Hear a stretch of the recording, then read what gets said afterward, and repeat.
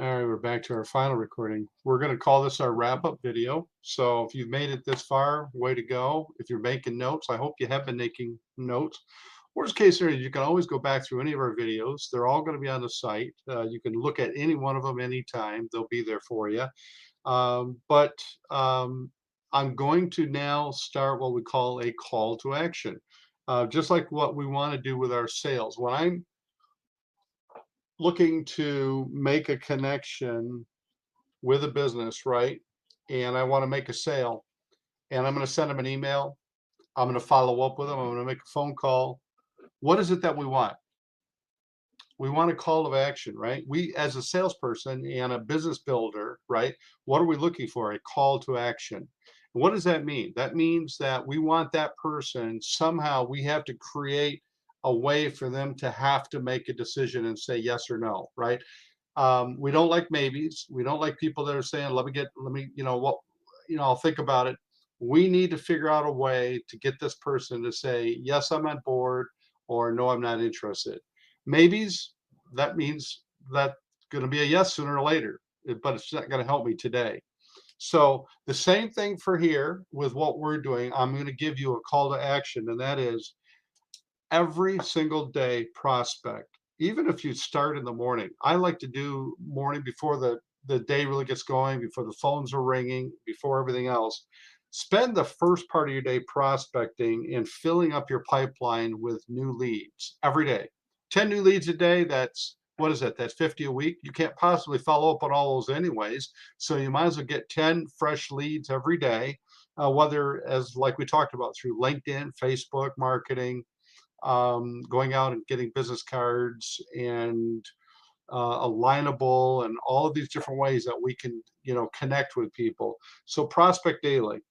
Number two, make sure that you have marketing materials. Make sure that you've got, a business card, right?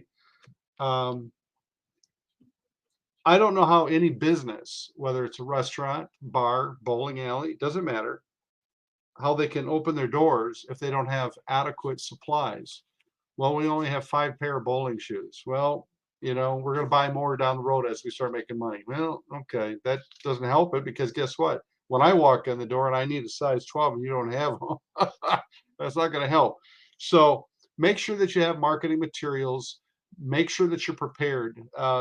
Success, and I think you've heard of this, success is, what is it? It's 1% inspiration, 99% preparation, right? So the biggest percentage of success is weighted on being prepared. If I have an opportunity to talk to somebody, but I don't have a business card with me, or I don't have a brochure or a one page, and I'm guilty of it, and I'll be the first person to tell you. My wife and I would go out, we have dinner, and we'll bump into somebody and haven't talked to them for a while, and it's a business prospect for me. And I'm going, yeah, this is what I'm doing. Oh, Dan, that sounds interesting. Do you have anything that you can take? Because I'm going to be going to the office tomorrow. I can look it up. Yeah, I had a brochure, but it's sitting on my desk. I'll get it. I'll have to maybe I can email you something. Well, you know what? He probably would have gone home that night and looked at the brochure and then called me the next day and say, we need to get together. So just being prepared is huge, and that means having marketing materials, but also having marketing materials with you. I have marketing materials. I have business cards in my car. We have some new brochures that we're putting into the system. I'll have a supply of brochures with me everywhere I go, certainly with my business card. I will have my one page with me, a supply of those. I'll have my folder. So no matter where I go or what I do, always got to be prepared. So be prepared, have adequate supplies of marketing materials. Okay, number three, most sales are made in person.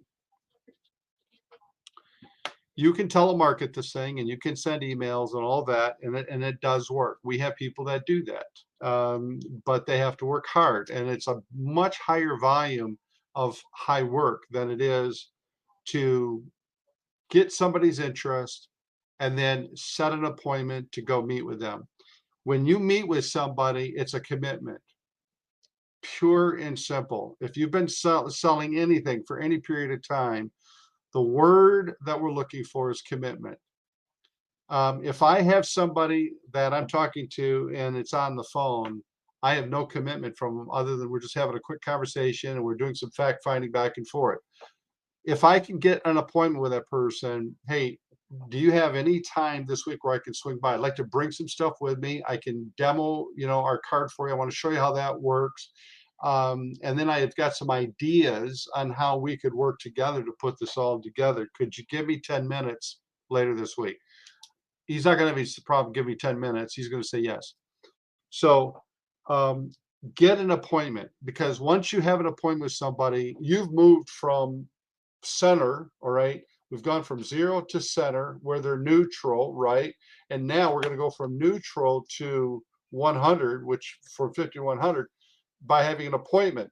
If I hang up and I don't have an appointment, I'm center, he might move a little bit down the pipeline from going from 50% to 55 or 60%. But if I can get an appointment, I just moved that commitment and my possibility of making a sale with that company, I've moved it from 50% down to 75, 80%. And when I do that and I get in front of them, giving them materials, asking them the right questions, do you see this working into your marketing? Could this work for you? It's very low cost. We're not asking for you to break the bank, but could you see yourself getting on board and providing some kind of a deal to our card holders? And now we've moved him to where he has to make a decision. Yes, I do. I see myself working with you guys. So now we're at 90%. Well, if I have 100 appointments and they're all at 90%, how many of them can I now just get moved from 90 to 100 close? So does that make sense? So that is important. So next thing, number 4, is setting a goal. Whatever your goal is, just set your goals so that they're achievable. Otherwise, it doesn't make any sense to set goals. But it's more important to set a goal and achieve it than to set a whole bunch of goals and not achieve any. Does that make sense? So one of the goals that you want to have, and this is part of number 4 here, and make a note of this, is you want to be at about 30 ads in a community to be able to start marketing that community and go to the next step of working with nonprofits and getting them on board and selling cards, where you're going to make some good consistent money, because that's money you're making. Even though you're out selling and enrolling businesses, you're making money on cards over here. That's a whole nother ball game, and we want to get to that point as quickly as possible, and we understand it does take time. But set a goal. Now here's why this is important. 30, because if I'm in Byron Center, Michigan, and over here is Wayland, when I enroll a business here and they paid $79 or $198, I can put them in here, and I can put them in here, I can put them in East Grand Rapids. So that overlapping is going to help fill up my community. Does that make sense? So can you see that happening? So every time you make an enrollment, you're actually helping other neighboring communities get filled up at the same time. So you're really making good use of your time. So when you go to Byron Center, make a sale, and that goes into Wayland. And when you go to East Grand Rapids and make a sale, and that goes into Kentwood. All of your communities are kind of like getting filled up at the same time. So you don't just have one full community and all the other ones you got to work on. I want you to understand that when you do one community and you get a sale and that can go to neighboring communities, you really maximize your efforts for all the surrounding communities. It makes it easier down the road too, because then when we go to a nonprofit, they can pick any one of those communities and see a lot of business in there. Does that make sense? So the next step after we get to the point where you have 4, 5, 6, or 7 communities that are now really starting to mature, and they all have 30, 40, 50 ad listings in there, now we can start saying, okay, now we're getting to the point where we can start talking to nonprofits. I don't want to be talking to nonprofits yet because we don't have anything to sell. We really need to don't want to put the cart in front of the horse. One of the arguments is going to be, well, if I don't have a nonprofit aboard, then what am I selling? Because I got to be able to sell to the business, hey, we're working with this. Well, we already have those on board. We have not a Family Promise. We have American Hope Foundation. We have Feed America. Those are all in a lot of different communities that we're already established in. And So once we get rolling in those communities and we can start working with them, and we will work with you on that on our level to when we know that you're getting established and we'll be communicating, we can then from our side make phone calls and say, hey, we work with corporate. We understand you've got an outlet, a foundation outlet in this community, and we're already getting established, and we're going to be selling cards. So we can help move that ball along with the nonprofits. Number two is you can also keep your eye open, and you'll run at nonprofits everywhere. And some are actually great opportunities to bring on board and help us. They can even enroll business as well and get paid for it. So there's a lot that can come out of that. So number 5, this is important. We talked about this just recently, is communicate with us on a regular basis, weekly. Try not to let 2-3 weeks go by and then give us a call and just say, hey, I want you to know I'm still alive. I've been busy. My aunt died, all this stuff. That's fine. But a quick phone call or a quick email just saying, hey, this is what I'm working on. Lets us know that you're alive, you're in the system, you're working. Not to mention, this is a team thing. If we're not working together as a team, you're off doing this thing, we're off doing our thing, then nothing's going to happen to your community. I can promise you nothing will happen. So it's really critical that we communicate on a regular basis. Let us know what you're doing. Plus, we may have leads that come our way that we can pass on to you and say, hey, got some opportunities for you. Why don't you follow up on these leads?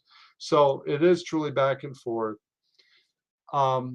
Working with us on the communication side, when you make a sale, let us know right away. Let us know that day or certainly the next day. Send us an email, make a phone call. Hey, I've got a sale. I'm going to be sending you the information. We don't care if we have 100 people that just called us today and made a sale and they're communicating with us. That's fine. We'll handle it. But we need to hear from you because that's what keeps the ball moving. So we can do our job on the back end by putting the ads together on a very timely manner and getting these proofed and posted. Number 6, sales, communication, and follow-up. We talked about follow-up in this video 100 times. Follow-up is probably the biggest thing. Make sure that when you've got a stack of cards like this, right, at least get an email out to them, and then make a phone call, and then set an appointment, and then make sure that you're updating your sales lead sheet. Number 7, finally, if you have any suggestions, if you have some success stories, if you need help, if you need some consulting, or if you have ideas that you want to share with us, all of those things, communicate with us.